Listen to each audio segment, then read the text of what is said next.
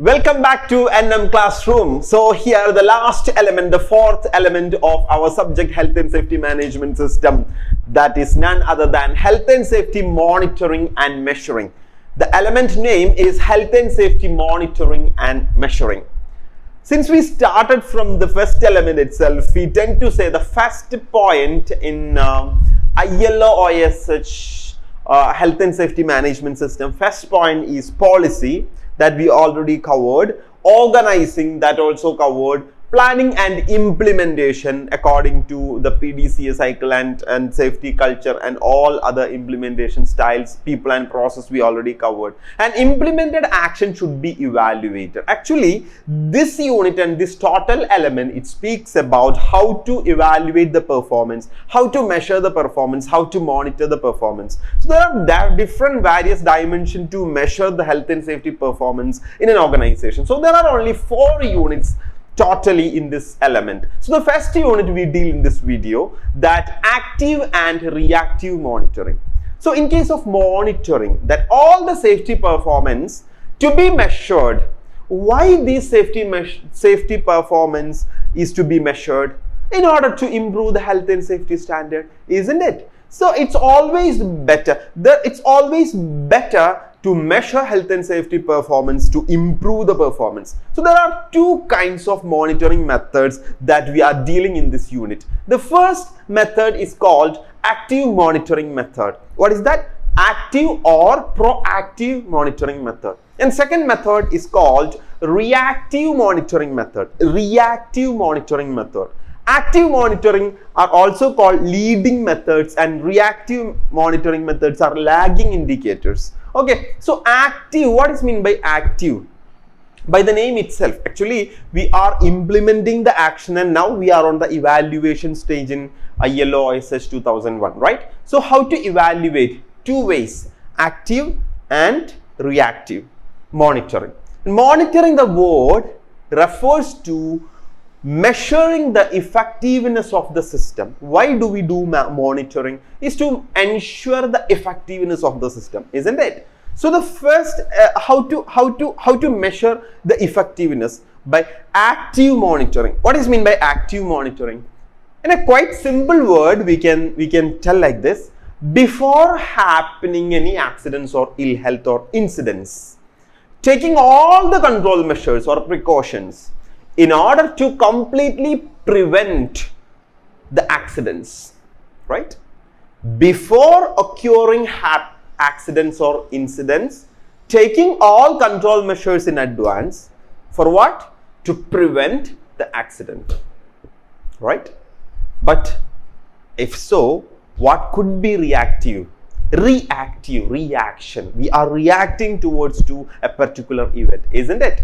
So that is called after occurring any kind of incidents or accidents, taking all measures in order to prevent the same incident in future, in order to prevent the recurrences. That is called reactive. So one is before and another one is after. It has long distance, so different, right? So active monitoring is always setting good in advance, and it's called prevention is always better than cure, right? So active monitoring, there are different active monitoring methods and there are different reactive monitoring measures. So only one point you should have in your mind: active or proactive. In a sense, these monitoring measures are before occurring the incidents, and reactive monitoring measures are always after, right? Taking all the measures. So this only one point should be hit in your head always. Then you can write answers simply from this unit. So I'm going to deal in little more deep dive into the unit. So active monitoring method. So what are the active monitoring method? Active monitoring methods can also be called as leading indicators. What is that? Leading indicators. So what are the leading indicators? Let us look on it. Before happening accidents, what could be? Of course, inspection. Any kind of inspection is well and good active monitoring method, isn't it? Inspection. And we can say that safety sampling, we do sampling in order to ensure the effectiveness, and we conduct safety tours and scheduled walk around the building like an inspection. So safety tour. So these all are the main active monitoring method, but these not limited. What all are the measures that you feel from the scenario that have been taken before happening to the accident? These all called active measures. Suppose in the given scenario, in looking for a contractor management, looking after a contractor management, our organization has deputed an independent site coordinator, and what are the things he is doing before happening the accident? These all things could be written as active measures. You got the point? So what I am telling that when we are dealing with active monitoring itself, the clear image should be in your mind. That means it is before happening, before occurring incidences. So that coming back to your study material of NIBOSH, it has given some active monitoring methods which are there: safety inspection, safety sampling, and safety tour. I'll be explaining little more. What is meant by inspection? Inspection is a thorough checking in the workplace, isn't it? Just simply checking and watching and walking in the workplace, and we get different kinds of hazards, and we take adequate measures, isn't it? So inspection can be divided as 4 types of inspections. The first inspection is called routine inspection. It's on routine basis that we conduct inspection in office housekeeping, which is very routine nature, right? Then we can move into statutory inspection. Statutory inspection is the inspection is legally mandatory. That is called statutory requirement. It can be called as an annual inspection of a lifting equipment, which is statutory, by an example. And we move on to periodic inspection. In a certain period of time, we should put forward the inspection. It is quite good example that you are changing the engine oil. That how do we do that? Or changing the engine oil within 6 months, or how many kilometers, which comes first. So based on that, we do service of our vehicles and cars and transporting vehicles and all. The same like that, we have to fire extinguishers, changing the components. So these all are called periodically should be inspected during over a period of time, right? This can also be called as planned preventive maintenance. Okay, and last point of inspection is pre-use check. As titles indicates, pre-use checks. Whoever gonna use the equipment, he'll be checking it, isn't it? So a forklift truck driver who checks engine, then that mirror and that tire pressure and all these kinds would be checked by forklift truck driver. And what to say, welder or drilling, that technician or grinding technician would check his portable equipment before starts using the cable sheath and plug sockets, and all things will be checked. That is called a pre-use check. So these all are the 4 kinds of inspection. Got it? So safety inspection in short, in which routine inspection, statutory inspection, periodic inspection, and pre-use checks. No need to by heart mug up all these points, okay? But it should be in our mind. Then moving to the second method is called, second active monitoring method is called safety sampling. The word itself indicates sampling. We take a sample from a large quantity, from here and there, randomly we pick. That is called sampling. We'll never pick in an order or sequence. Suppose if there are 1,500 fire extinguishers in a workplace, the big workplace. So we don't have enough time, and the management is also not let us to do that, and we don't have enough workforce. So how do we do that in an effective way? How to do an sampling test of these fire extinguishers? Let us take 50 extinguishers or 100 extinguishers from here and there and there and here, forth and back.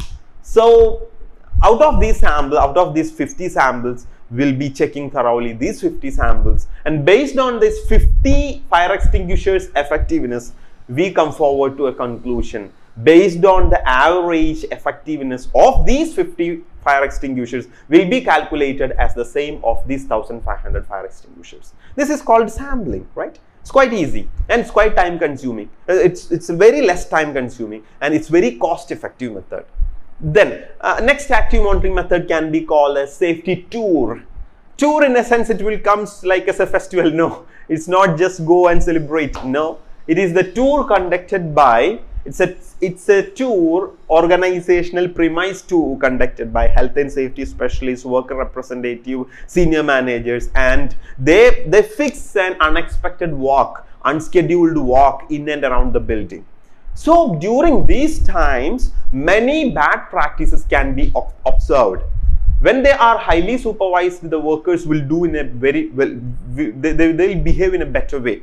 But when they are not intimated that the inspection will taken place this time, then or monitoring will be taken place this time, no, they don't know these people would come. So the actual behavior will be revealed, isn't it? So active monitoring methods are called safety inspection, safety sampling, and safety tour.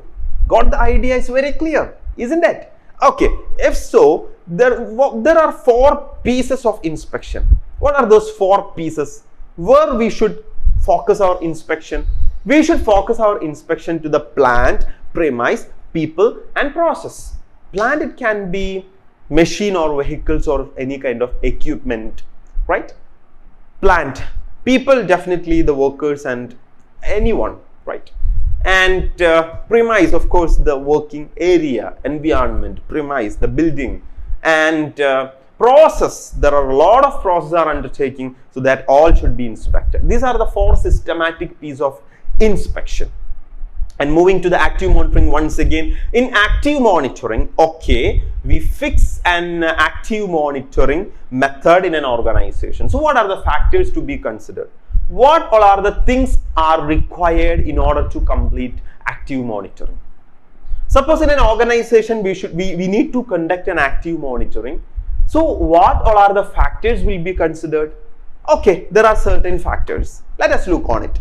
First factor is called, we should identify what type of monitoring is required at this premise.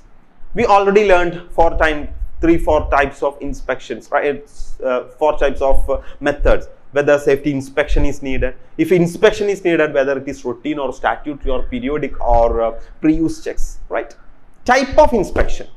We should get sure that what type of inspection is required, or safety sampling is required, or safety tour is required, on what basis you say that it's required. So this is called type of inspection, right?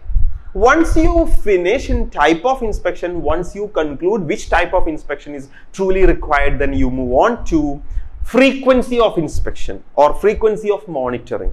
How many times, how often is to be monitored? How often the system is to be get monitored, right? So frequency of inspection depends on several factors. Frequency of inspection depends on very much several factors. The several factors comes in, it can be statutory requirement. Maybe conducting the fire drill in everywhere would be a statutory requirement. Lifting equipment inspection in an year is a statutory requirement. So whether it's a statutory requirement, frequency, I'm talking about frequency. How often, don't you get the point, right? How often the system is to be monitored or inspected? How often? What are the factors? Frequency. Determining the frequency of inspection, what factors to be considered? We should consider whether it's for statutory requirement, and it can be for enforcement required, enforcement needed, enforcement notices. It could be based on manufacturer's recommendation, of course, for a product, as far as a product or service or equipment, whatever it is, plant or machinery, whatever it is, the manufacturers would propose that it requires monitoring in these several intervals. So we have to consider that also for frequency of inspection. And we should check the accident history. We should check the accident history from this particular equipment or plant or machine or vehicles, right? So accident history. Based on the accident history, let us decide that inspection or monitoring is to be increased or decreased. If the accident comes frequently and accident keep occurring, so of course the inspection should be so high. So number of frequency should be increased. You got the point. And we should assess the general risk level of the workplace. Based on that, we have to increase or decrease the frequency.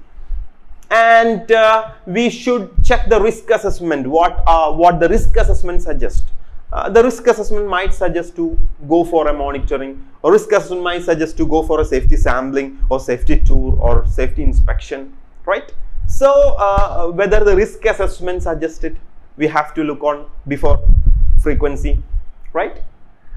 Then we can check the findings from the previous previous reports, previous safety inspection reports and all. If it recommends to do much more frequency, yes, of course we have to do, right?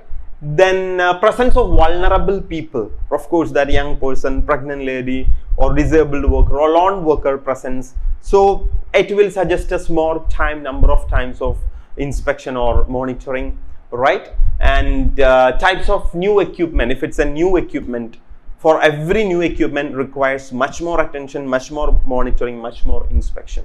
So the second point of monitoring arrangements is frequency of monitoring or frequency of inspection. So what are the points determining the frequency of inspection is none other than statutory, enforcement, manufacturer's recommendation, accident history, general risk level, risk assessment, presence of vulnerable people, type of new equipments, right? So these all should be considered while we go for frequency, right?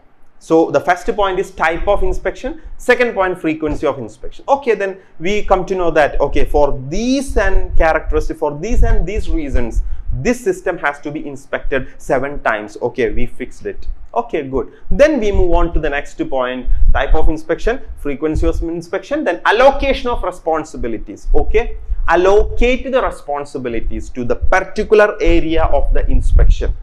We need to have an inspection into a particular area. So we have to allocate the responsibilities for the people, those who are working or those who are approaching, those who are exposed to that particular hazards and risk. So they can make the arrangements for the inspection, right? Allocation of the responsibilities, right? Now we have to select the inspector, competence and his objectivity. What is meant by competence? Of course, we already discussed that the one who is having sufficient knowledge, experience, training, skills and all other abilities to carry out inspection safely without risk to health, right? So that is called competence. What is meant by objectivity? Definitely, the inspector should have an objective or goal or an aim. It should not be partial. It should be impartial. He shouldn't have any mind to trap us. No. He comes for our well-being, right? So it shouldn't be, it should be impartial. So we should check the competence and objectivity of the inspector.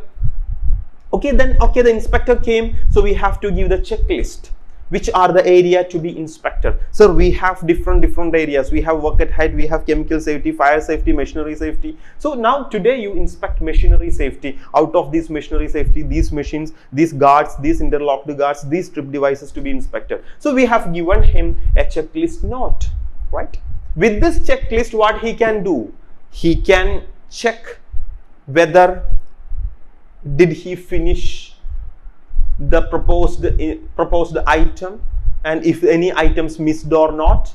And based on this checklist, it is so easy, it is very thorough, right? So it is a consistent approach, so it will be very much helpful, right?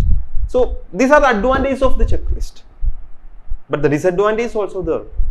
The inspector will not check anything beyond the list. Even he saw the hazard, but since the hazard is not listed in the checklist, he will not report. That is the biggest pitfall of the checklist. And it might be missed. He might be missed some of the item. And some uncompetent, non-competent, unauthorized people may fill up.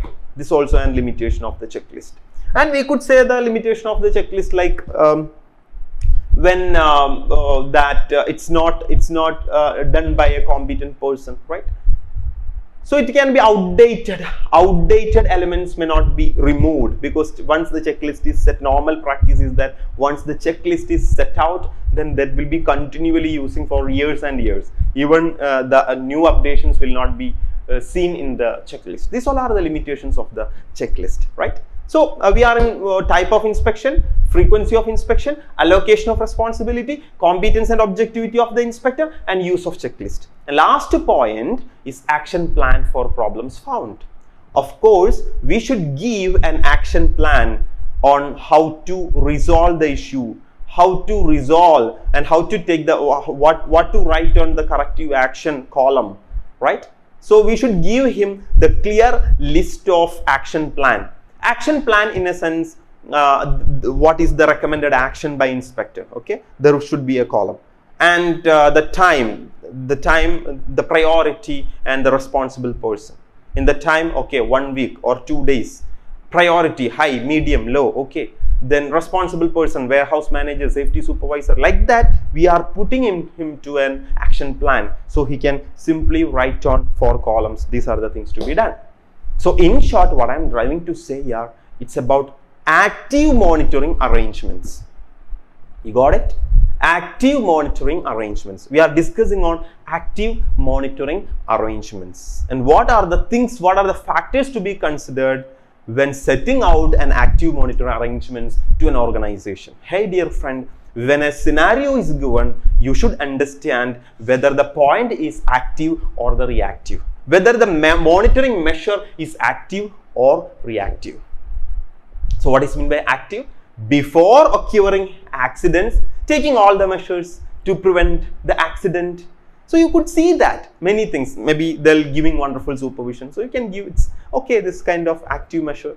When they're giving training to prevent accidents, so of course it's active. They are giving the training even after accident also, so that is not active measure, okay? So understand in that way, use your applied common sense, that's all, okay? So active monitoring, and there are different types of checklist, of course, that machine safety, fire safety, chemical safety, work at height safety, confined safety, what all are the safeties there you can put up, welfare safety, environmental safety, right? So each checklist will be different, each and every checklist will be different. These are called active measures. Then, shall I move into the reactive? Active is clear? Perfect. Okay. Then, move on to the reactive. Reactive, that as we discussed, after occurrence of the accident or incident, we are taking all the control measures to prevent the recurrence. That means, it shouldn't happen in future. Happened is happened, gone is gone, but it shouldn't repeat. That is called reactive measure. Some organization will not take as reactive, much more reactive measures. So the same accidents will again and again, it will keep on repeating and many lives lost, right? Actually, reactive monitoring, what does it do? Actually, it measures the failure, isn't it? Reactive monitoring measures the failure, right?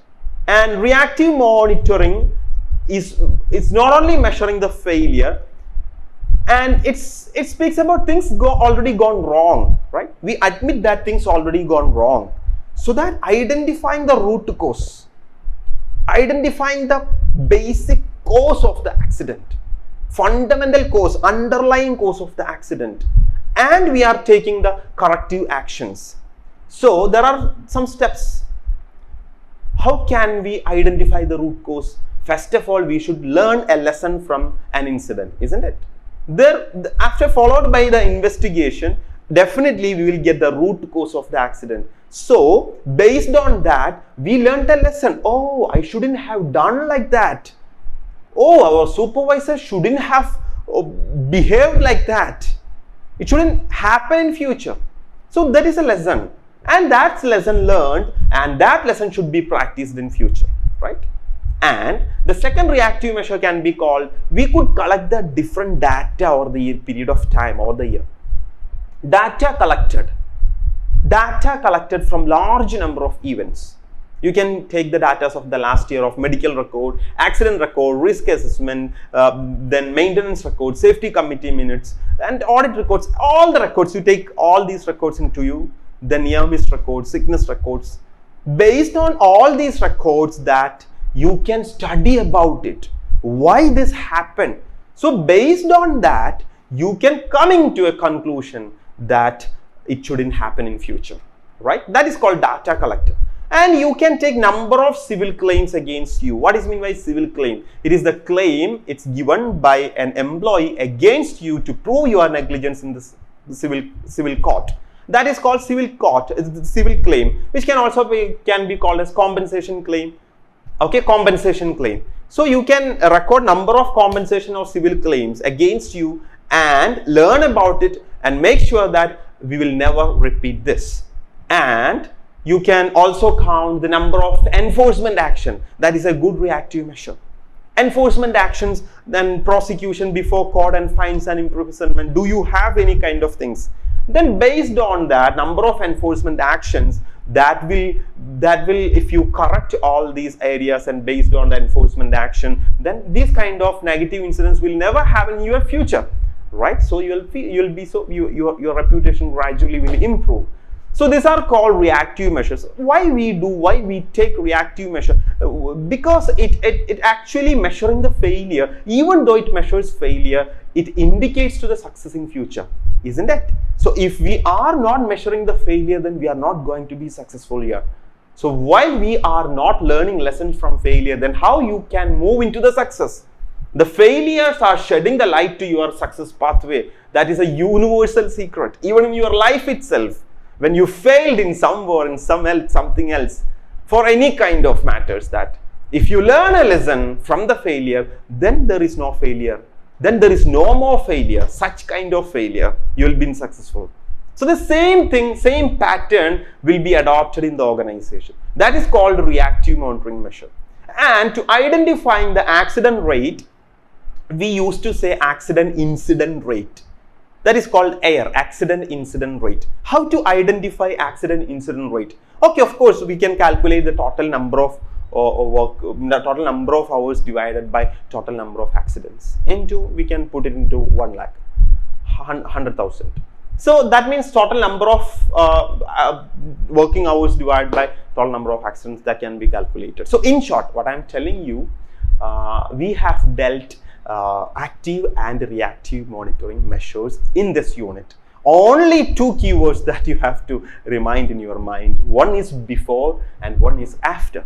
One is before occurring accident, taking all measures to prevent it. Prevention is better than cure. But one is reactive, that is called lagging indicators. Active monitoring called leading indicator, reactive monitoring called lagging indicator. So reactive monitoring is always measuring failures and things already gone wrong, and it shouldn't happen in future again.